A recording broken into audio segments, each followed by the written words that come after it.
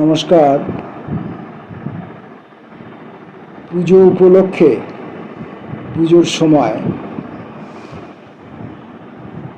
সাহিত্য জগতে, পত্রপত্রিকা জগতে একটা সম্পর্ক দীর্ঘদিন ধরে রয়েছে। বিশেষত আমাদের এই বাংলায়। অন্য কোথাও পুজো সংখ্যা হিসাবে পুজো উপলক্ষে আলাদা করে পত্রপত্রিকা প্রকাশিত হয় কি না আমার জানা নেই। আমার জানার পরিধি খুবই সীমিত। আমার জানাটিকে না জানা বা অজানা বলাই স্বাভাবিক। তো আমরা ছেলেবেলা থেকে দেখে আসছি যে পুজোর সময় বিভিন্ন রকমের পত্রপত্রিকা প্রকাশিত হয়। প্রথমে বাণিজ্যিক পত্রিকা, যেগুলি বাড়ির মারা, মাসিরা, পিসিরা রাখতেন গল্প পড়ার জন্য, বিশেষত গল্প পড়ার জন্য, সেগুলো দেখেছি। তার মধ্যে পাদ পূরণ হিসাবে ছোট ছোট কবিতাও থাকতো। আমি সেই কবিতাগুলো বিশেষত পড়তাম। পরবর্তীকালে এই কবি লেখকদের সান্নিধ্য লাভ করি। তখন এই পত্রপত্রিকার জগতের একটা বড় পরিচয় পাই। অনেক, যাকে বলে লিটল ম্যাগাজিন, সেই প্রচুর লিটল ম্যাগাজিনের সঙ্গে পরিচিত হওয়ার সুযোগ ঘটে এবং তাদের পত্রপত্রিকার সম্ভার। তখন ডাকযোগে প্রচুর পত্রপত্রিকা আসতো ডাকযোগে। তাদের দেখে দেখে আমাদেরও দুঃসাহস হয় এবং আমরাও পত্রপত্রিকা প্রকাশ করার ঝুঁকি নিই। অদক্ষতা দিয়ে বিভিন্ন রকমের, বিভিন্ন সময়ে বিভিন্ন পত্রপত্রিকা আমরা প্রকাশ করেছি। দক্ষ লেখকদের লেখায়, অদক্ষ সম্পাদনায় সেই সব পত্রিকা দীর্ঘদিন ধরে প্রকাশিত হয়েছে। বাংলায় প্রচুর, লিটল ম্যাগাজিনের ইতিহাসে পত্রপত্রিকা প্রকাশের একটা সুদীর্ঘ গৌরবোজ্জ্বল ইতিহাস আছে, আপনারা সকলেই জানেন। তো ইদানিংকালে সেই জায়গাটা খানিকটা ভাটা পড়েছে। ফেসবুক খুললে প্রচুর পত্রপত্রিকার লেখা আহ্বান দেখি, কিন্তু কোনো লেখককে সম্মান জানিয়ে ব্যক্তিগতভাবে তার কাছে লেখা চাওয়া হয় কি না আমি জানি না। এই কারণেই যে আমার কাছে এই জাতীয় কোনো আমন্ত্রণ তেমন আসে না। দু একজন ইতি বন্ধুবান্ধব ছাড়া বাকি তেমন কোনো আমন্ত্রণ আমার কাছে আসে না।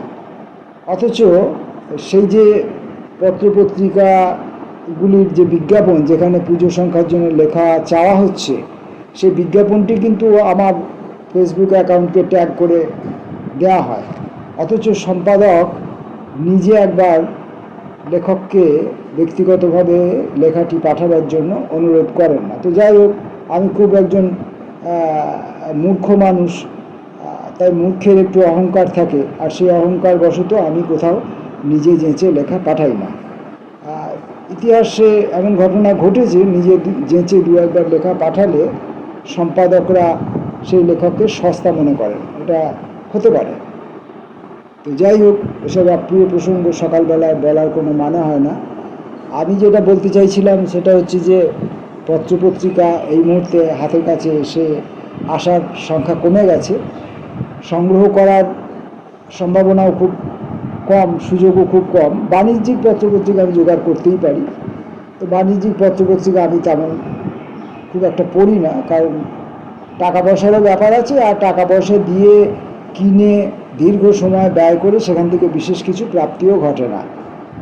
বাণিজ্যিক পত্রপত্রিকা বলতে নন্দনকে যদি বাণিজ্যিক পত্রপত্রিকা বলা হয়, তাহলে নন্দনের একটি সংখ্যা তারা ব্যক্তিগতভাবে আমার কাছে আসেন সংগ্রহ করবার জন্য অনুরোধ করতে। তো তাদের ওই নন্দন পত্রিকাটি আমি সংগ্রহ করি। তাছাড়া আর কোনো পত্রপত্রিকা আমি, বাণিজ্যিক পত্রপত্রিকা আর আমি সংগ্রহ করি না। আর ছোটোখাটো লিটল ম্যাগাজিন, দু একজন ইতি বন্ধুবান্ধব যারা আমার মতো অখ্যাত লোককে এখনও পর্যন্ত সামান্যতম হলেও ভালোবাসেন, তাদের দু একটি পত্রপত্রিকা আমার হাতে এসে পৌঁছায়। তো ফলে আমি আজকে যে পুজো সংখ্যার পত্রপত্রিকা বিষয়ে যে দীর্ঘ কিছু একটা আলাপ আলোচনা করব তেমন সম্ভাবনা নেই, বা কোনো একটা উল্লেখযোগ্য পত্রপত্রিকা নিয়ে পত্রিকার ডিটেল নিয়ে আমি যে আলোচনা করব সেই সুযোগ বা সম্ভাবনাও নেই। আমার কাছে একটি পত্রিকা এসেছে যেটি নিয়মিত প্রতিবার আমি পাই, প্রতিটি সংখ্যা আমি পাই। সেটি হচ্ছে 1974 সাল থেকে প্রকাশিত একটি লিটল ম্যাগাজিন আলোর পাখি। সেটির শারদীয় 1432 সংখ্যাটি আমার কাছে এসেছে। এই পত্রিকাটির একটা পরিচয় দিয়ে রাখি। প্রথমেই বললাম যে 1974 সাল থেকে এটি প্রকাশিত হয়ে চলেছে ধারাবাহিকভাবে 52 বছর ধরে। এবার পুজো সংখ্যায় এখানে কি কি লেখা আছে তার একটা ছোট দিই, যে অপ্রকাশিত পত্র অর্থাৎ চিঠিপত্র, কবিতা আছে, একগুচ্ছ কবিতা আছে, একগুচ্ছ গল্প আছে এবং বেশ কিছু প্রবন্ধ নিবন্ধ আছে, আর আছে পুস্তক পরিচয়। যারা সিরিয়াস লেখালেখি পছন্দ করেন, বিশেষ করে প্রবন্ধ নিবন্ধ পছন্দ করেন, স্বল্প পরিসরে লেখা, সেগুলি তারা এই আলোর পাখি পত্রিকাটি সংগ্রহ করলে এবং পড়লে তারা উপকৃত হতে পারেন বলে আমার মনে হয়। যদিও আমার এই বিষয়ে বিশেষ জ্ঞানগম্যি নেই, যাই হোক, আমি এই পত্রিকায় প্রকাশিত একজন প্রখ্যাত গল্পকার দেবাশিস সরকারের একটি গল্প, দেশে উন্নয়নের জোয়ার এলে এরকমই ঘটে থাকে, এইটি হচ্ছে গল্পের নাম। দেশে উন্নয়নের জোয়ার এলে এরকমই ঘটে থাকে। এখন দেখা যাক দেশে উন্নয়নের জোয়ার এলে কি কি ঘটে থাকে। আমরা তো দিনরাতি চোখের সামনে দেখি, এখন দেবাশিস সরকারের চোখ দিয়ে আমরা দেখার চেষ্টা করি।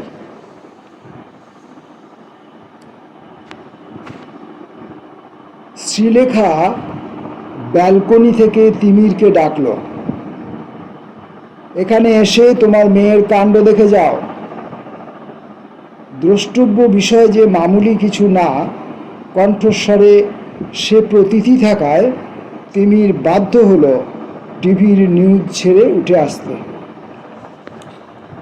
ফ্ল্যাটের বাউন্ডারি ওয়ালের মাঝখানে ফাঁকা অংশটিতে মাটি নেই, জল কাদা নিরোধে সিমেন্টের আস্তরণে ঢাকা দেওয়া। সেখানে বাচ্চারা বিকেলে ফুটবল আর বাচ্চাদের বাপেরা রাতে ব্যাডমিন্টন অথবা ভলিবল খেলে। মেন গেটের কাছে একটা লম্বা চওড়া সিমেন্টের বেদি করা আছে। সেখানে বছরের শেষ দিনে উচ্চ নাদে বক্স বাজিয়ে নাচা গানা, এমনকি কোনো কোনো বছরে আবাসিক বাঙালিদের পুরকি জাগলে রাভিন্দ্রা অ্যানিভার্সারিও হয়। জিজ্ঞাসু চোখে শ্রীলেখার পাশে এসে তার আঙুলের ইশারায় নিচে তাকিয়ে তিমির থ। নিচের খেলার মাঠে খেলা বন্ধই অনেক কাল, বাচ্চারা সব কোচিংয়ে যায়, তাই ফাঁকাই থাকে ওইখানটা। নিচের খালি ঝিনুক আর 8-10টি নেড়ি কুকুর। ঝিনুক বাঁ হাত দিয়ে বুকে চেপে ধরে আছে এক বোঝা পাউরুটি, অন্তত 4-5 পাউন্ড তো হবেই। একটা প্যাকেটে মুখ ছেঁড়া, তার থেকে 2-4 পিস করে তুলে নিয়ে ঝিনুক ছুঁড়ে দিচ্ছে 8-10টি অপেক্ষমান ধেড়ে ও কুকুর বাচ্চার দিকে। তারা দৌড়ে গিয়ে পরস্পরের সঙ্গে কামড়াকামড়ি করে সেই রুটিগুলির দখল নিচ্ছে। যারা সেই রুটিগুলির দখল নিতে পারছে না তারা সতৃষ্ণ নয়নে ঝিনুকের পায়ে পায়ে ঘুরছিলই। হঠাৎ ঝিনুক করলো কি, 2 পিস পাউরুটি ডান হাতে তুলে নিয়ে ছুঁড়ে দেওয়ার বদলে নিজের বুকের উচ্চতায় তুলে ধরল। সঙ্গে সঙ্গে ওর গা ঘাসা কুকুর বাচ্চাটি তার সামনে 2 পা তুলে পেছনের 2 পায়ে ভর দিয়ে রুটির দখল নেওয়ার জন্য হা মুখে তুরুক তুরুক করে লাফাতে শুরু করল। শ্রীলেখা বলল, এটা এবছর শীতে হয়েছে, এরা 2টো বাচ্চা, এখানে এদের মাটাকে ছেড়ে যায়নি। ঝিনুকের নাওটা খুব, একদিন তো লিফটে চড়েই ঝিনুকের পিছন পিছন আমাদের ফ্ল্যাটের দরজা অবধি চলে এসেছিল। লিফটে কুকুর চড়ানো নিয়ে তোমার ওই সান্নাল বৌদি ঠ্যাঙস ঠ্যাঙস করে কথা শোনালো। স্ত্রীর গা জ্বালাতে মাথা না কামিয়ে তিমির জানতে চাইল, ওর হাতে তো অন্তত 4-5 পাউন্ড পাউরুটি রয়েছে দেখতে পাচ্ছি, পেল কোথায়? শ্রীলেখা ঝাঁঝের সঙ্গে উত্তর দিল, কুড়িয়ে পেয়েছে। ঢঙের কোশ্চেন শুনে গা জ্বলে যায়। কিনেছে। লকডাউন উঠে যাওয়ার পর থেকে রোজই বিকেলে বিক্রি করতে আসে। ডেলি অন্তত 30-40 টাকা পাউরুটিতেই ওড়াচ্ছে তোমার মেয়ে।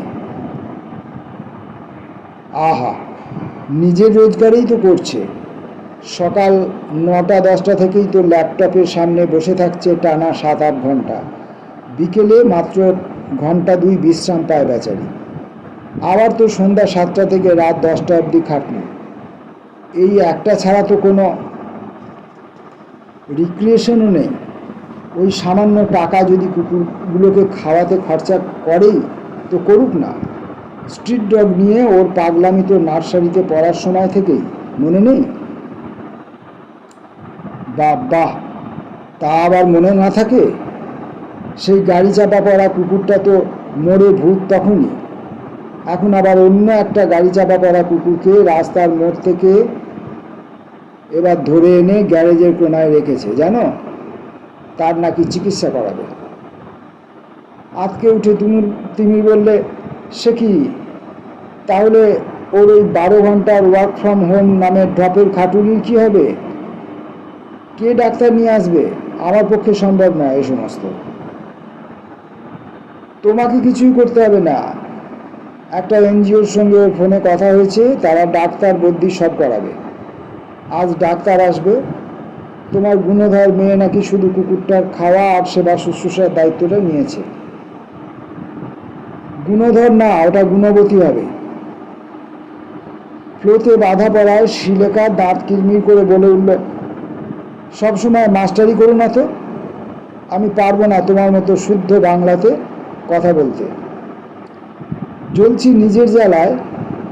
এই করোনা কবে বন্ধ হয়ে গেছে, তবুও ওয়ার্ক ফ্রম হোম শেষ হলো না বাবা। তাহলে আজকে ওকে কলকাতায় থাকতে হতো, আমাকে ওইসব নাটক দেখতে হতো না। তিমিরও হতাশা এবং বিরক্ত এসব শুনে, আমি তো কিছুই বুঝতে পারছি না যে ও কুকুরের সেবা কিভাবে করবে। এনজিও তো এসে আর কুকুরটাকে তুলে নিয়ে যাবে না। আমার পক্ষে সম্ভব নয় ও যদি রাস্তার কুকুর এই বাড়িতে ঢোকায়, বলে দিও। ঘরের খেয়ে এরকম রাস্তার কুকুরের চিকিৎসা কোনো পাগল এনজিও করে তা শ্রীলেখাও বিশ্বাস করে না। সে 5 বছর আগে কোনো এক প্রভাবশালী মন্ত্রীর কুকুরকে আইসিইউতে ভর্তি করে চিকিৎসা করানো হয়েছিল, সেটি অবশ্য কাগজে পড়েছে শ্রীলেখা। তবে ঝিনুক তো আর কোনো মন্ত্রীর কন্যা নয়। তবে একটা ব্যাপারে সে তিমিরের সঙ্গে একমত, যে বাড়িতে কোনো কুকুরকে ঢোকানো যাবে না। এরকম ভাবনার মধ্যেই তারা দেখলো ঝিনুক পাউরুটি খাওয়ানো বন্ধ করে মোবাইল কানে ঠেকিয়ে ফ্ল্যাটের গেটের দিকে এগোলো। তার পেছন পেছন গোটা 10 ধেড়ে ও বাচ্চা কুকুর। খানিক পরে 2 যুবক যুবতী আর একজন মাঝবয়সী ভদ্রলোককে সঙ্গে নিয়ে আবাসনের গেট পেরিয়ে ঢুকলো ঝিনুক। সকলে মিলে গ্যারেজের দিকে এগুলো, পেছন পেছন কুকুরগুলো। পাউরুটির জন্য হয়তো নয়, বন্ধু অথবা আত্মীয় অন্য আরেকটি আহত কুকুরের জন্যে কি ওদেরও মায়া থাকতে নেই? ব্যালকনিতে অপেক্ষারত উৎকণ্ঠিত বাবা মার দিকে মুখ তুলে গলা উঁচিয়ে ঝিনুক বলল, তোমাদের এত টেনশনের কি আছে? সেই এনজিওর থেকে ওরা এসেছেন ডাক্তারবাবুকে নিয়ে, গ্যারেজে যাচ্ছি। তোমাদের তো টেনশনের কিছু নেই, ভেতরে যাও, আমার ফিরতে রাত হবে। রাত 9টার পরে ঘরমাক্ত ঝিনুক ঘরে ঢোকা মাত্র সতর্ক শ্রীলেখার নাক কুঁচকে বলল, সোজা বাথরুমে যা, গিজারে গরম জল রাখা আছে, হ্যাঙ্গারে ঘরে পরবার পোশাক, যেগুলো পরে আছি সেগুলো বালতিতে না, একটা কোণার দিকে জড়ো করে রেখে দিবি। কুকুরের কাছে যতবার যাবি ততবার ড্রেস পাল্টাতে হবে, আর অবশ্যই চানও করতে হবে, সেটা যেন মনে থাকে। ঝিনুক ক্লান্তির সঙ্গে বলল, মা, ও ঘেও কুকুর না, বাপির মতোই কেউ ওকে গাড়ি চাপা দিয়েছিল, কোমরের একটা হাড় ভেঙে গেছে, ডাক্তারবাবু প্লাস্টার বেঁধে দিয়েছেন, বললেন ও সেরে যাবে, বাট ও ক্রিপিলড থেকে যাবে, বাড়িতে থেকেই ট্রিটমেন্ট হবে। হসপিটালে নিতে পারলে ভালো হতো, তবে ভেটেরিনারি হাসপাতালে আপাতত কোনো ভ্যাকেন্ট বেড নেই। তিনি ভীষণ অবাক হয়ে বলল, বাবা, ওদেরও বেড নেই? ওদেরও করোনা হচ্ছে নাকি? কি কাণ্ড! শ্রীলেখা মুখে আঁচল চাপা দেয়।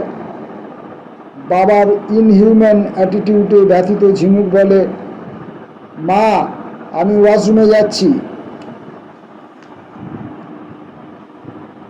রাতে রুটি ছিঁড়তে ছিঁড়তে ঝিনুক বলে, ওদিকে ডগি আর ওর বাচ্চাদের জীবনে একটা মিস আপ ঘটেছে জানো। তিমির জিজ্ঞাসু চোখে বলে, ডগি? সে আবার কে?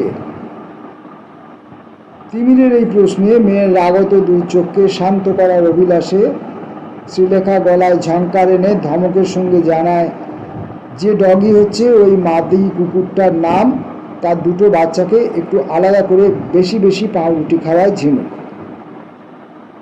তারপর মেয়ের সমব্যথিত দরদ কণ্ঠস্বরে নিয়ে এসে শ্রীলেখা জানতে চায়, কি হলো আবার? ওদেরও শরীর খারাপ নাকি? না না, ওর বাচ্চা দুটোর বাপটা বাচ্চাগুলোকে ওকে ছেড়ে চলে গেছে গত পরশু, তোমাকে বলিনি? গতকাল বিকালে এটা বুঝতে পারার সঙ্গে সঙ্গে আমিও ট্রেস করতে শুরু করেছিলাম পুরো সিটি জুড়ে। আবার ফেসবুক ফ্রেন্ডদের জানিয়েছিলাম, কোথাও কোনো নতুন কুকুর দেখতে পেলেই যেন জানায় আমাকে। ঋতুর ইনফরমেশনে আজ গেলাম কলেজ মোড়ের ওই আরণ্যক নামের ফ্ল্যাটটায়। কখন গেলি? তুই তো সারাদিন এখানে। এনজিওর ওই দাদা দিদির সঙ্গে গেলাম না, এরাও তো কলেজ মোড়ের দিকেই গেল। ইনফরমেশন ঠিক, রাস্কেলটা আবার ওখানে একটা পার্টনার জুটিয়েছে। How treacherous animal! আমাকে দেখে ল্যাজ নাড়তে এসেছিল রাস্কেলটা, পাত্তা দিইনি।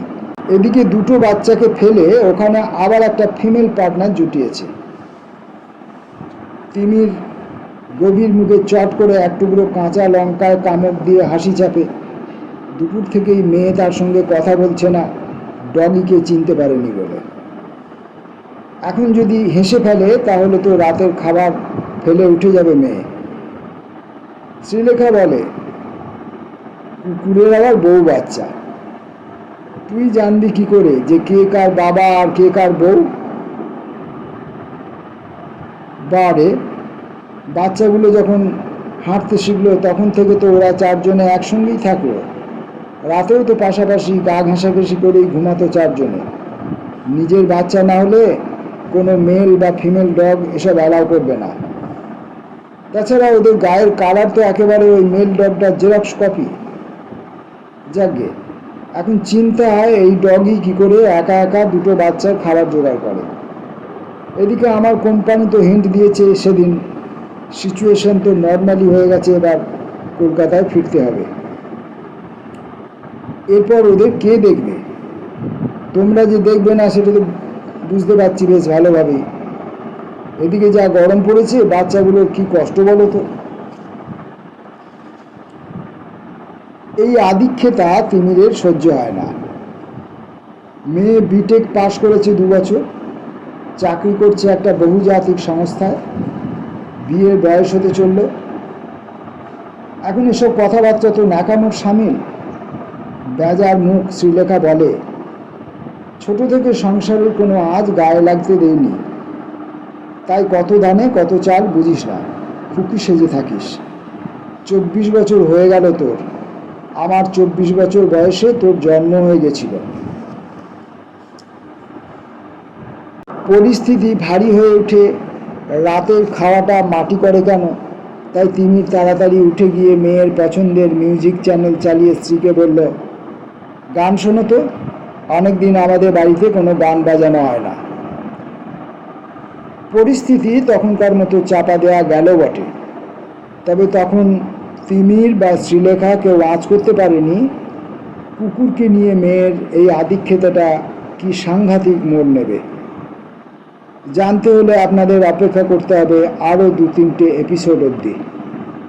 বিজ্ঞাপন বিরতি তো সহ্য করার অভ্যাস আছেই আপনাদের।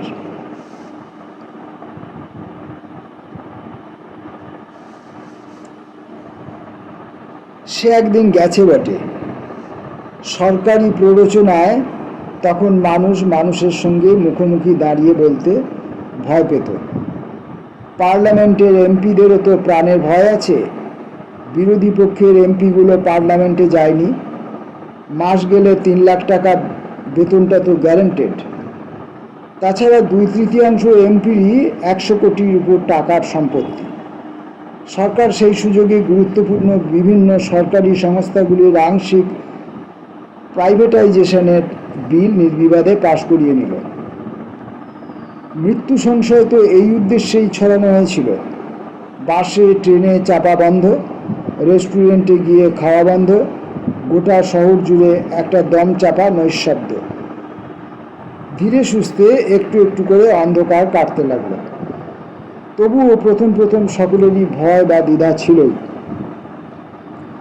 তবে খোলা জানালা গলে বা বাড়িতে আসতে যেতে যদি খাদ্যের সুঘ্রাণী ক্রমাগত নাকে ঢুকতে থাকে, তাহলে কাহাতক আর নিজেকে সংযত রাখা যায়?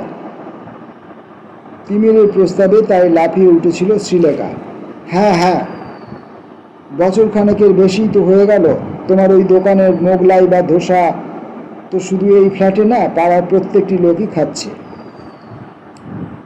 2-3 বছর আগে তুমি ওই দোকানটা বসানোর পরে তোমার ওই শ্যানাল বৌদি তো বলেছিল, তিমিরদা দোকানটা বসিয়ে আমাদের নিশ্চিন্ত করেছেন।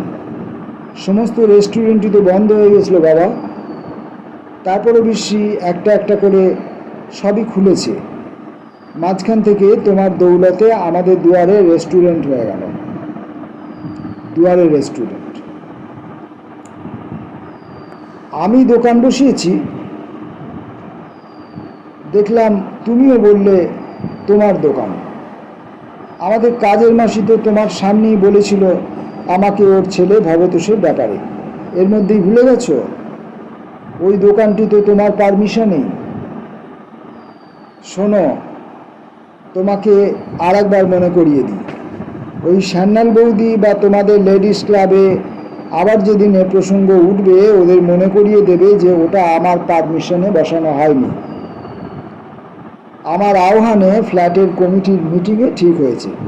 সবাই মিলে সিদ্ধান্ত নেওয়া হয়েছে ফ্ল্যাটের সামনের ফাঁকা জমিতে প্রতি সন্ধ্যে থেকে দোকানটা বসবে। হ্যাঁ, সবাই যেমন জানে, তুমিও জানো, আগেকার কর্পোরেশনের মেয়র আমার কলেজের বন্ধু। তাই শুধু আমার কারণে ফ্ল্যাটের প্রমোটারকে বাধ্য করেছিল সামনের বেশ খানিকটা জমি ছেড়ে ফ্ল্যাট বানাতে। তাছাড়াও প্রমোটার কোনো রকম চালাকি করার সুযোগ পায়নি, সে কথা ফ্ল্যাটের সকলেই জানে। তাই দোকানটা বসাতে বাধা দেয়নি। কি পরিস্থিতিতে ওই অসহায় ছেলেটা দোকানটা বসায় জানো তোমরা? যাকগে, আরও দেরি করলে দোকানে বেশ ভিড় জমে যাবে। রাত 9টা বেজে গেছে। রাজি থাকলে বলো 3টে মোগলাই আর 2 প্লেট ডিম তরকা নিয়ে আসি। বাসনপত্র দাও চট করে। এই মতলব যদি ছিলই, তাহলে দুপুরে ফোন করে বলনি কেন? রাতের রুটি তরকারি তো বানিয়ে রেখেছি। ফ্রিজে ঢোকাও, কাল রাতে গরম করে খেয়ে নেব। ঝিনুক কোথায়? অফিস থেকে কখন ফিরেছি ওর তো কোনো সারা শব্দ পাইনি। শ্রীলেখা বেজার মুখে বলে, নিচে সেই এনজিওর ডাক্তার এসেছে, কুকুরটার প্লাস্টার কাটা হবে। ও, ফিরে এসে যেন চান করে সে। বিধান দিয়ে নিচে চলে গেল তিমির। গনগনে গরম তাওয়াতে খুব একাগ্র ভঙ্গিতে মোগলাই ভাজছিল ভবতোষ। খানিক পরে মাথা তুলে অপেক্ষমান ক্রেতাদের ভিড়ের ভেতর থেকে তিমিরকে দেখতে পেয়ে চোখে ঝিলিক ফুটে উঠল তার। বলল, স্যার, আজ আমার এখানে দোকান করাটা সার্থক হলো। কতবার ভেবেছি সবাই নিতে আসে, আপনি কেন আসেন না? ডেলি সন্ধ্যায় আপনার গাড়ি ঢুকতে দেখি, রোজ বিকালে দিদিমণিকেও দেখি কুকুর নিয়ে খেলা করতে। বলুন স্যার, কি দেব? কারোর আগে না, যারা দাঁড়িয়ে আছেন তাদের দেওয়া হলে তবে বলবো। আমি দাঁড়াচ্ছি।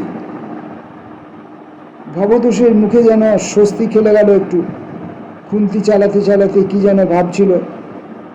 চুড়িদার পরিহিতা নিকটবর্তী নিয়ে এক যুবতীকে বলল, রিনা, আমি স্যারের সঙ্গে ব্যাপারটা আলোচনা সেরে নিচ্ছি ওই গ্যারেজটার কাছে গিয়ে। ওনার 4খানা মোগলাই আর একটা ধোসা আগে হবে। বাকিদের তো কে আগে কে পরে আমার মনে আছে। 5 মিনিটের ভেতরেই আমি চলে আসছি। স্যার, একটু আড়ালে যাবেন? কিছু গোপন কথা ছিল। বাধ্য হয়ে দোকান বন্ধ করেই হয়তো কাল বা পরশু সন্ধ্যায় আপনার বাড়ি গিয়ে হাজির হতাম। একটু শুনবেন স্যার, বড় বিপদে পড়ে গেছি।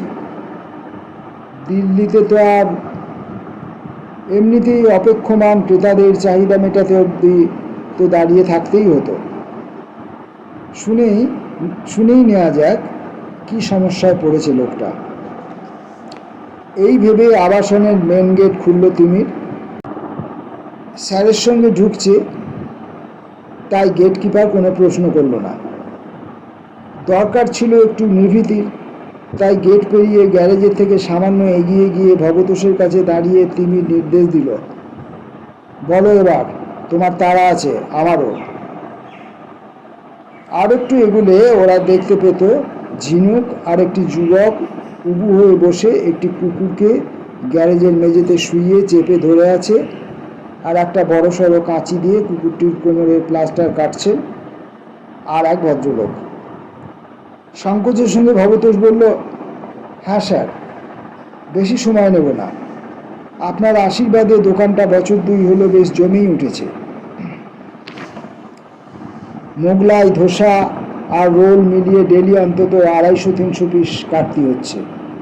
আমি, আমার বউ আর কর্মচারী এই 3 জনে হিমশিম খাচ্ছি। ওকে মাসে 4,000 টাকা দিয়েও আমার 25-30 হাজার থাকছে।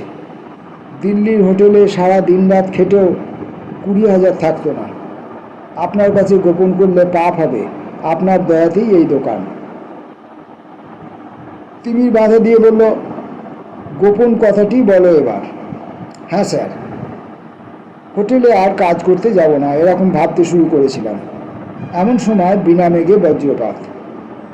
আমি স্বপ্নেও কল্পনা করতে পারিনি। ভবতোষের হাহাকার শুনে তিমির বলল, আমি সন্ধে বা রাতের দিকে বাড়ি ফেরার সময় দেখেছি তোমার দোকানে খদ্দেরদের উপচে পড়া ভিড়। দেখে ভালো লাগতো। বসানোর ঝুঁকিটা নিয়েছিলাম বলেই শুধু আমাদের আবাসন কেন, আশেপাশের বহু মানুষের চাহিদা মিটেছে। হঠাৎ কি হলো বজ্রপাতের মতন? কাল সন্ধ্যায় কাউন্সিলরের অফিস থেকে লোক এসে আমাকে হুকুম দিয়ে গেল রাত 11টায় আমাকে কাউন্সিলরের বাড়িতে গিয়ে দেখা করতে হবে। গেলাম। পরিষ্কার হুকুম, ওরা নাকি বিনা লাইসেন্সে আমাকে 4 বছর ধরে এখানে ব্যবসা করার পারমিশন দিয়েছে। এবার থেকে এই ওয়ার্ডের অন্যান্য দোকানদারদের মতো আমাকেও মান্থলি চাঁদা দিতে হবে। কোথাও মুখ খোলা চলবে না। আমার প্রফিট যেহেতু বেশি, তাই মাসে 5,000, আর এই দোকানটা বসানোর জন্য সেলামি দিতে হবে 50,000। চাইলে আমি এটা 10টা কিস্তিতেও দিতে পারি। আমি আর দোকান করব না স্যার। এভাবে আমার স্বপ্ন। ও দিদির রেস্টুরেন্টে গাধার খাটনি খেটে 2টো খেতে পাচ্ছিলাম, করোনাতে গেল সেটা। আবার এখানেও আমি গলায় দড়ি দেবো স্যার। কথা শেষ করতে না পেরে কান্নায় ভেঙে পড়ল ভবতোষ। গর্জে উঠল তিমির, কর্পোরেশনের জায়গায় তোমার দোকান নয়, তুমি কিছু বলতে পারলে না? ওই গুন্ডা ট্যাক্স যদি নাও দাও তো কি করবে? ওরা মামার বাড়ি নাকি? ওভাবে জোর গলায় বলা না গেলেও বলেছি আমার পক্ষে সম্ভব নয়।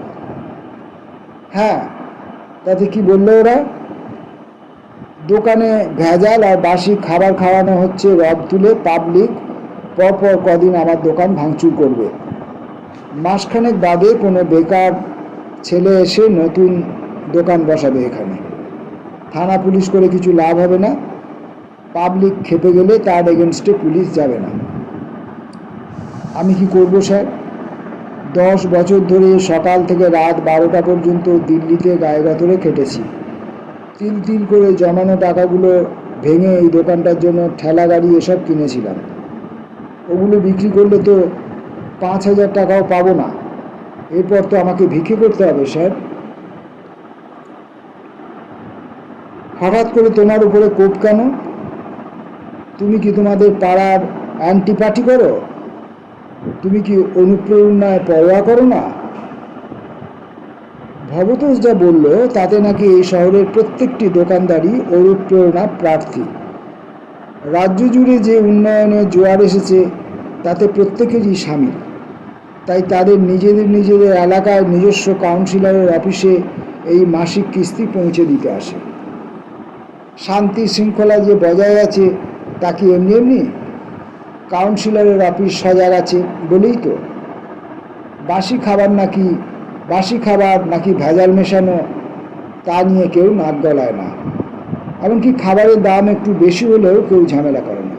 বলা যেতে পারে এটা কাউন্সিলরের অফিস চালানোর খরচা। গত 5 বছর ধরে আমার উপর তো কোনো চাপ দেয়নি ওরা। এই ওয়ার্ডের সমস্ত বিজনেসম্যান চাঁদা তুলে এই খরচটা জোগাড় করে দেয়। কি অত্যাচার বলুন তো! গা জ্বালা করে ওঠে তিমিরের। হঠাৎ তার মাথায় সেই ছাত্র বয়সের গুঁ চাপে। বলে, যাবে আমার সঙ্গে? খুব ব্যগ্র ভঙ্গিতে ভবতোষ জানতে চায়, কোথায়? চলো কাউন্সিলরের অফিসে যাই। তুমি বলবে একটি টাকাও তোমার পক্ষে দেওয়া সম্ভব নয়। কি হবে তাতে? ধরো তোমার এসব উনুন তাওয়া বাসনপত্র কিছুই বিক্রিও হবে না, হলেও 1000-2 বেশি পাবে না, এই তো। আর ক্ষতি কি? এবার ওদের পার্টির লোকেরা তোমার দোকানে ভাঙচুর করবে, তোমাকেও 2-4 ঘা দেবে, খুব বেশি হলে হাসপাতালে যাবে, এই তো। রাস্তার উপরে নয়, কর্পোরেশনের জায়গায় নয়, ফ্ল্যাটের ফাঁকা জায়গায় তোমার দোকান, তাও প্রত্যেক মাসে গুন্ডা ট্যাক্স দিতে হবে। মামার বাড়ি দোকান তুলে দিয়ে বেকার বসে থাকা তোমার কপালে যখন আছেই, এবার তার সঙ্গে কদিন হাসপাতালে শুয়ে থাকবে। চলো, যাবে? ভবতোষ হঠাৎ সেই আগেকার করোনাজনিত সেই সব বিধিনিষেধ ভুলে তিমিরের পায়ের সামনে উবু হয়ে বসে পড়ল। এই এই করো কি বলে 4 পা পিছিয়ে যেতে যেতে ভবতোষ বলল, ঠিক এই রাস্তাটাই আমি কাল সারা রাত ভেবেছি স্যার। আপনি বলাতে মনে জোর পেলাম। চলুন, দোকান তুলেই দেব না হয়। দুজনে কঠিন চোখে মুখে দৃঢ় ভঙ্গিতে কাউন্সিলরের অফিসের দিকে হাঁটতে শুরু করলো। কাউন্সিলর কি ভবতোষ ও তিমিরের দৃপ্ত ভঙ্গি থেকে গুটিয়ে গেল, নাকি ওই পার্টি অফিসেই তাদের ধরে 2-4 ঘা দিল, নাকি পরের দিন ভবতোষের দোকানে এসে ভাঙচুর করলো ওরা? জানতে গেলে আপনাদের আরেকটুখানি অপেক্ষা করতে হবে। মাত্র 1খানা এপিসোড, কোথাও যাবেন না। করোনার দিনগুলিতে আচরিত অভ্যাস অনুসারে আজও যদি প্রাতঃভ্রমণ বা সবজি বাজার সেরে এসে বাড়িতে ঢুকেই কেউ পরিধেয় পোশাকগুলি বাথরুমে কাচতে বসে যেত, তাদের ব্যতিগ্রস্ত বললে সবাই প্রতিবাদ করত। তবে বাইরের লোকের সঙ্গে কলহ, মনোমালিন্য বা গলাগলির সাতকাণ্ড রামায়ণ সমস্ত কিছুই ফ্ল্যাটের বাথরুমে না, দরজার বাইরে জুতোর র্যাকের পাশে ছেড়ে আসে তিমির। আজ বাথরুমে হাত পা ধুয়ে বসার ঘরে এলো সে। আজ যেটা নতুন ঝিনুকও আছে সেখানে, মায়ের সঙ্গে কোনো গভীর আলোচনায় মগ্ন হয়ে। কি ব্যাপার, আজ তোর ওয়ার্ক ফ্রম হোম নেই? শ্রীলেখা উদ্ভাসিত চোখে মুখে জানায়, ঝিনুক আজ ছুটি নিয়েছে একটি মহৎ কাজ করার জন্য। সেটি কি? ওর প্রিয় দুটি কুকুর বাচ্চাকে রাত 9টা থেকে পেট ভর্তি খাইয়ে ও এটিএমের ভেতর শোয়ানোর ব্যবস্থা করেছে। ফ্ল্যাটের নাইট গার্ড তাপস এই ব্যবস্থা করে দেবে মাসে 200 টাকার বিনিময়ে। বুঝলাম না। শুনে বিরক্ত ভঙ্গিতে শ্রীলেখা জানায়, রাত 9টার পর থেকে এটিএমে তো আর তেমন কোনো লোকজন আসে না। দরজাটা তো এয়ারটাইট নয়, যা ফাঁক আছে তাতে মুখটা ঢুকিয়ে চাপ দিয়ে কুকুর বাচ্চাগুলো অনায়াসেই ঢুকে যাবে। নাইট গার্ড তাপস এই ব্যাপারটা দেখবে যাতে ওরা ভেতরে ঢুকে যায়।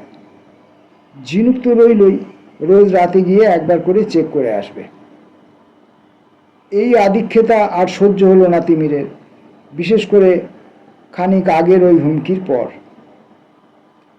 এমনিতেই সে বরাবর উদ্যত সিদ্ধারাজনিত দৃপ্ত ভঙ্গিমায় রপ্ত। তাদের কারখানায় ভদ্র ও জঙ্গি উভয় ট্রেড ইউনিয়নগুলির নেতৃবৃন্দ এই কারণেই যথেষ্ট হৃদ্যতাপূর্ণ সম্পর্ক রাখে তার সঙ্গে। তবুও খানিক আগে পেশি আস্ফালন সহ্য করে বাড়িতে ফিরে মেয়ের এরকম খুকিপোনা তার সহ্য হলো না। হঠাৎ তার মনে হলো তার মেয়ের মানসিক বয়স বাড়েনি নাকি। কোনো সাইকিয়াট্রিস্টের কাছে কি দেখানো উচিত ছিল?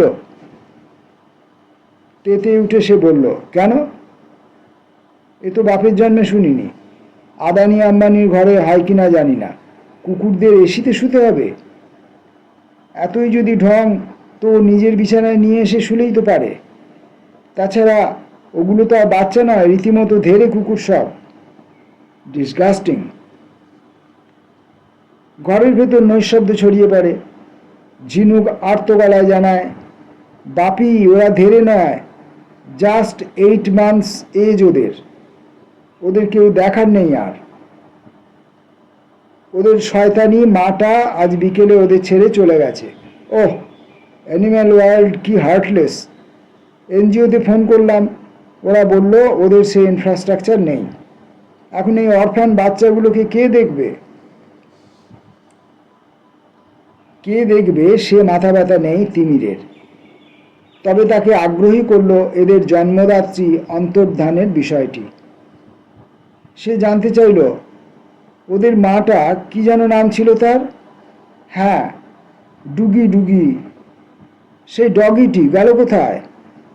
খুব কষ্টে হাসি চাপতে চাপতে শ্রীলেখা জানালো, ওই বাচ্চাগুলোর বাপটা তো ওই কলেজ মোড়ের কাছে একটা ফ্ল্যাটে গিয়ে ডেরা বেঁধেছিল।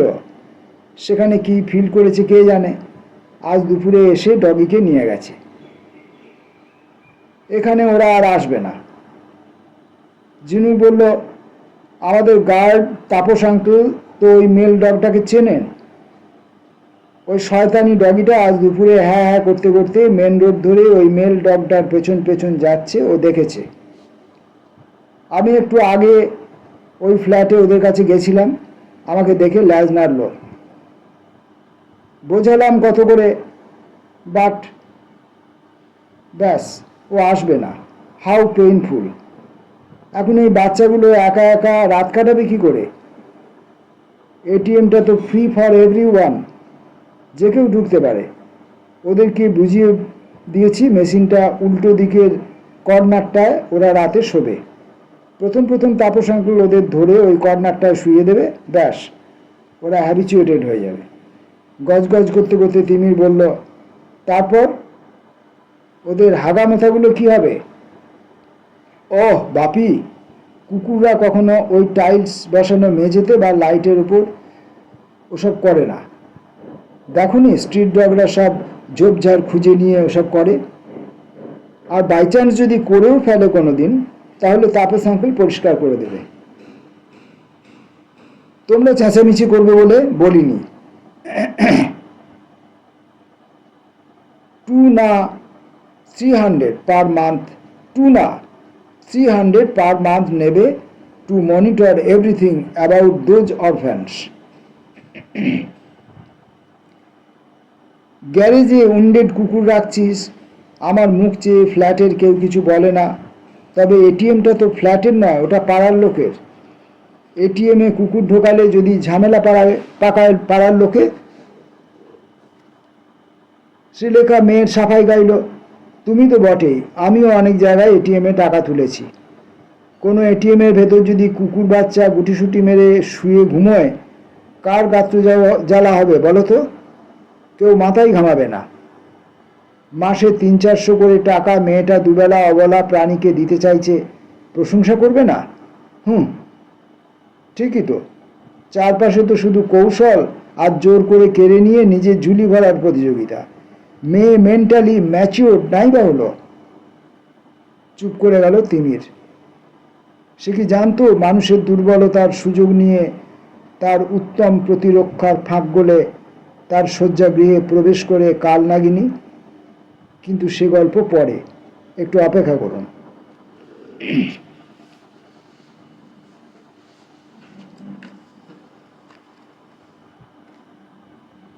বন্যেরা বনে সুন্দর,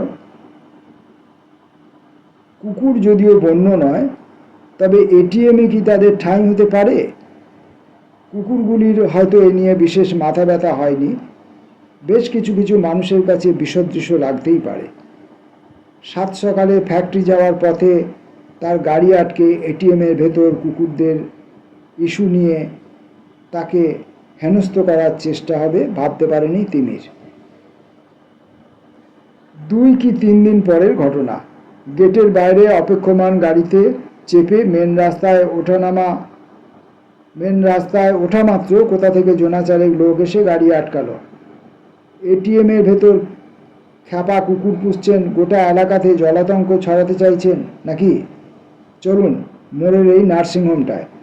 আপনার কুকুর কাল রাতে একজনকে কামড়ে রক্ত বার করে দিয়েছে। মানে কিছুই জানেন না যেন? কাল রাত 10টায় এটিএমে টাকা তুলতে গেছিল মনের মন্দাকিনী ফ্ল্যাটের কেয়ারটেকার তার বন্ধুকে নিয়ে। কুকুরগুলো ঝাঁপিয়ে পড়ে তার প্যান্ট কামড়ে পর্দা ফাঁই করে প্যান্ট ছিঁড়ে রক্ত বার করে দিয়েছে। সে ভয়ে নার্সিংহোমে ভর্তি হয়েছে, ফার্স্ট এড হয়েছে। এবার ওই 8-10 হাজার টাকার ইঞ্জেকশন লাগবে, টাকাটা দিন। উদ্ধত সিদ্ধারার মানুষ মুখোমুখি দাঁড়িয়ে চোখে চোখ রেখে কথা বলে। গাড়ির দরজা খুলে নামলো তিমির। চোখে চোখ রেখে 2-একটা নাম উচ্চারণ করতেই যেন জোঁকের মুখে চুন পড়ল। আপাতত পিছু হটল লোকগুলো, বলল আচ্ছা সে না হয় আমরা খোঁজ নেব, বিকেলের মধ্যেই ওনাদের সঙ্গে আমাদের ফোনে কথা হয়ে যাবে। তারপর হয় রাতে না হয় কাল সকালে আপনার সঙ্গে দেখা করছি। মনের মধ্যে একরাশ বিরক্তি নিয়ে ফ্যাক্টরিতে গেল তিমির। মেয়ের উদ্ভট আবদারকে প্রশ্রয় না দিলে আজ এই ভোগান্তি হয় না। ডিউটির পুরো সময় সে গুম হয়ে থাকল। মনের অশান্তি শরীরে আবদার করে ডেকে আনে। বিধ্বস্ত ভঙ্গিতে বাড়ি ফিরল সে। রাতে শুয়ে ঘুম আসছিল না, তবে চিত হয়ে না শুলে তো আর চলে না। শুয়েই ছিল সে। নিরীহ কুকুর বাচ্চা দুটোকে কাউকে কামড়াতে পারে বিশ্বাসই হয় না, তারপর আবার প্যান্ট ছিঁড়ে দেবে। এ তো নিপুণ চক্রান্ত।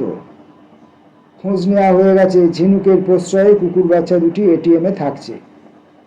আজকের গাড়ি ঘেরাও তো কাল আরও আক্রমণাত্মক হয়ে উঠবে বোঝাই যাচ্ছে।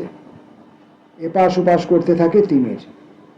নিজের ভাবনাতে মশগুল হয়ে যাওয়ায় বাইরের আওয়াজ ঢোকেনি তার কানে। শ্রীলেখাও নিঃসাড়ে শুয়েছিল তার পাশে। হঠাৎ করে শ্রীলেখা বিছানা ছেড়ে উঠে এসে এসি বন্ধ করে মেন গেটের দিকে একখানা জানলার পাল্লা ফাঁক করতে বাইরের কোলাহল যেন ঘরের ভেতরে আছে বলল। তিমির উঠে গিয়ে শ্রীলেখার পাশে এসে বাইরে তাকায়। বাউন্ডারি ওয়ালের উচ্চতার জন্য দিনের বেলাতেও মানুষের কালো মাথা ছাড়া কিছু দেখা যায় না। এখন তো জমাট অন্ধকার, লোডশেডিং। তবে কি ঘটছে বুঝতে অসুবিধা হয় না। গত কদিন ধরে যে আশঙ্কা করছিল তাই ঘটছে আজ। ভবদোষের দোকানে ভাঙচুর হচ্ছে। হঠাৎ তিমির বুঝতে পারলো রাস্তার ওই দিকের এলাকায় তো লোডশেডিং হয়নি, তার বাড়িতেও তো আলো জ্বলছে, তার মানে ধ্বংসলীলা চালানোর জন্য ওদিকটায় আলো নেবানো হয়েছে। চিৎকার, হুমকি, খিস্তির আওয়াজ কানে আসছিল। হঠাৎ করে দুজনের চমকে উঠল রাস্তার ওপর ঝনঝন করে ভারী কিছু পড়ার আওয়াজে। ভবতোষের ভারী তাওয়াটা কংক্রিটের ওপর ছুঁড়ে ফেলল কেউ। তারপরেই ঝমঝম শব্দে গোটা এলাকাটা কেঁপে উঠল। কাচের ঘেরাটোপ দেয়া ভবতোষের মোগলাই ভাজার খুপড়িটা। ভবতোষকে কেউ যেন মারল খুব জোরে। যেভাবে ভবতোষ কঁপিয়ে উঠল তাতে তিমিরের শরীরের হিমস্রোত বয়ে গেল। বুক ফাটা আর্তনাদ করে উঠল তার স্ত্রী। কেউ যেন শাসানি দিল, পরের দিন এই মাগিটাকে তুলে নিয়ে যাব, আজ শুধু চেতাবনী দিতে এলাম। উত্তেজনায় কাঁপতে কাঁপতে তিমির বলল, আমার ফোনটা কোথায়, কোনখানে ছেড়ে দিলাম? পুলিশে একটা ফোন করি। যেন তিমিরকে জানান দেওয়ার জন্যই পাশের ঘরে টেবিলে রাখা মোবাইলটা সশব্দে বেজে উঠল। এত রাতে তো কেউ কখনো ফোন করে না। ঝিনুকও ঘুম চোখে প্রশ্ন নিয়ে এঘরে হাজির হলো, বেশ ঘাবড়ে গিয়েই। তিমির দৌড়ালো ফোনের কাছে। Night guard Tapas. কি হলো তাপস? স্যার, ভয়ানক বিপদ। যারা ভবতোষের দোকানে ভাঙচুর করেছিল তারা এখন হাতে লাঠি আর ভোজালি নিয়ে গেট ঝাঁকাচ্ছে। বলছে গেট খুলে দিতে হবে, লিফট চালাতে হবে। ওরা আপনার কাছে যাবে, নয়তো আপনাকে নেমে আসতে হবে। মানে কেন? আজ ফ্যাক্টরি থেকে ফেরার সময় রাত 7:40 এক্সাইডের মোড়ে এক ভিখিরিকে চাপা দিয়ে স্পিডে বেরিয়ে এসেছে আপনার গাড়ি। ভিখিরিটা নার্সিংহোমে ভর্তি। মালটাল খেয়ে এসব বললে হবে? কি প্রমাণ আছে? CC camera footage. আমার গাড়ি চালায় ফ্যাক্টরি ড্রাইভার, আমার গাড়ি নয়, আমিও চালাই না। ভিডিও ফুটেজ নিয়ে যা ওরা। বাড়িতে ঝামেলা করলে পুলিশ ডাকবো, বলে দাও। আমি বললাম সেটা। ওরা বলল ওই এক্সাইড মোড়টায় সিসি ক্যামেরা লাগানো নেই, তবে দুটো পানগুমটির মালিক নিজের চোখে দেখেছে ঘটনাটা। একজন তো গাড়ির নম্বরও টুকে রেখেছিল, পুলিশকে নাম্বারটা দিয়েছে। আর একজন গাড়ির কালার বলেছে। আরটিওতে অফিসে খোঁজ নিয়ে পুলিশ জেনেছে ওটা অম্বুজা কোম্পানির গাড়ি। চিৎকার, চেঁচামেচি, হইচইয়ের আওয়াজ কানে আসছিলই। হঠাৎ সমবেত গর্জনের আওয়াজে তাপসের কণ্ঠস্বর চাপা পড়ে গেল। ফোনটি কানে চেপে ধরে হ্যালো হ্যালো করে চিৎকার করতে শুরু করলে তাপসের বিপন্ন গলা শুনল তিমির। স্যার, ওরা ভবতোষকে মারছে খুব, রাস্তার উপর টেনে এনে লাথি মারছে। একটা দল এসে গেট ঝাঁকাচ্ছে, আমাকেও শাসাচ্ছিল গেট খুলিনি বলে। আমি আমার খুপড়ির আলো নিভিয়ে অন্ধকারে এক কোণায় চলে এসেছি গেট ছেড়ে। পাঁচিল টপকে যদি ভেতরে ঢোকে ওরা, আমাকে তো আগে শেষ করে দেবে। কিছু করুন স্যার, তাড়াতাড়ি কিছু করুন, না হলে আমি মরে যাব। ও হো হো হো, কেঁদে ফেলল তাপস। তিমির কাঁপা হাতে ফোনের নাম্বার টিপতে শুরু করলো। ফোন পেয়ে পুলিশ কি তক্ষুনি এলো, নাকি গুন্ডারা ধ্বংসলীলা চালিয়ে যাইবার পর পুলিশ আসিয়া উপস্থিত হইবে? পুলিশ কি গুন্ডাদের কয়েকজনকে তুলে নিয়ে গেল, নাকি গাড়ি চাপা দেওয়ার জন্য সাজানো অপরাধে তিমিরকে তুলে নিয়ে গেল? ভবতোষ কি এখনো বেঁচে আছে? এই সমস্ত অমীমাংসিত বিষয়গুলি মাত্র একটি পর্বে বিধৃত করলে চলবে না, তাহাতে স্পন্সরের আপত্তি আছে। কিন্তু পরবর্তী পর্ব পর্যন্ত অপেক্ষা করিবার ধৈর্য পাঠকদের আছে কি?